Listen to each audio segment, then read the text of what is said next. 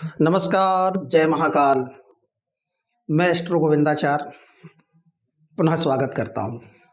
दर्शकों, आज का विषय है जो पहले से चली आ रही सीरीज काल सर्प योग। हमने पहले भी बताया था, चर्चा की थी। पहले 2 वीडियो में हमने काल सर्प योग की चर्चा की थी। आज उसी क्रम में ये तीसरा एपिसोड है। वासुकी नाम का काल सर्प योग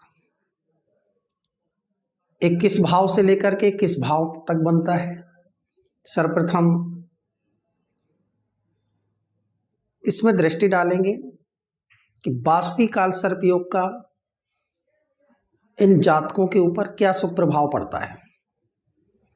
यह योग जन्म पत्री के 3रे भाव से 9वें भाव तक, यहाँ पर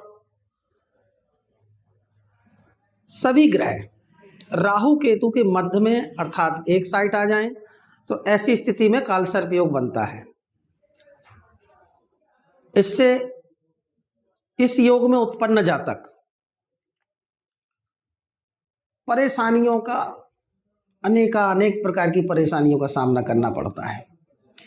यहाँ तक कि अपने भाई बंधुओं के कारण कष्टों की भी प्राप्ति होती है।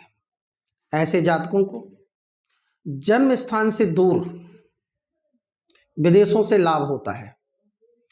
यद्यपि कुंडली में 3य भाव में राहु उच्च के होने पर, अगर यहां पर राहु उच्चस्त हो जाते हैं और फिर यहां पर स्थिति चेंज होती है, आपकी पराक्रम में वृद्धि हो जाएगी, भाग्य में वृद्धि हो जाएगी, पराक्रम अत्याधुनिक हर एक प्रकार से आपको लाभ की स्थिति भी प्राप्त हो जाएगी फिर यहाँ पर, तथा मान सम्मान पद प्रतिष्ठा इत्यादि सारे क्षेत्रों में आपको बढ़ोतरी मिलेगी। राजनीति वर्ग में भी विशेष सफलता की प्राप्ति की होती है। भाई बहनों का भी यहाँ पर पूर्ण रूप से सहयोग भी प्राप्त होता है। यदि राहु के गुरु की युति हो जाए या गुरु की दृष्टि भी यहाँ पड़ जाए तो सहोदरों का, भाई बहनों का पूर्ण रूप से सुख प्राप्त भी होता है तथा साहस की वृद्धि होती है। साथ ही उच्च वर्ग के प्रतिष्ठित व्यक्तियों से लाभ होता है। और राहु की अगर अच्छी स्थिति हो, उच्च का हो, स्वग्रही हो, शुभ ग्रहों के युक्त हो, बृहस्पति की दृष्टि हो विशेष करके, तो अनेक प्रकार से हमें लाभ की भी प्राप्ति होती है। तो ये तो हमने जो बताया है अभी, ये काल सर्प योग का काल सर्प योग के विषय में है। अगर ऐसा काल सर्प योग बनता है, वासुकी नाम के काल सर्प योग, तो ये स्थिति हमारे जीवन में निश्चित रूप से फल प्राप्ति हो जाती है। अब इस योग का जो शुभ फल है वो स्त्री राशियों में अच्छा होता है तथा पुरुष राशियों में अशुभ प्रभाव की प्राप्ति होती है, अच्छा प्राप्त नहीं होता है। साथियों,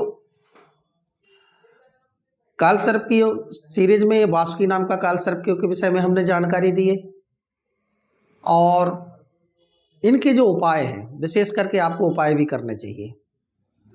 उपाय क्या है? सर्प गायत्री का जप भी कर सकते हैं, महामृत्युंजय का जप करें नित्य प्रति। विशेष करके नाग पंचमी में नागों की पूजा जरूर करें, ये विशेष उपाय है। साथ ही साथ प्रतिदिन भगवान शिव को दूध जल धारा से अभिषेक करें, ये आपके लिए उत्तम रहेगा। अंत में निवेदन करता हूं कि आप हमारे इस चैनल को सब्सक्राइब करें, लाइक करें, नोटिफिकेशन बेल को भी दबाएं। आप अपने कमेंट के माध्यम से अपने सुझाव लिख करके भेज सकते हैं, जिसको हमारी संस्था या मेरे द्वारा आपको निःशुल्क रूप से आपकी जन्मपत्री का किसी भी प्रकार की कोई प्रश्न है मन में आता है, उन सब का निःशुल्क रूप से आपको जवाब दिया जाएगा। अब इजाज़त है, समय का अभाव है, इजाज़त का समय है। नमस्कार।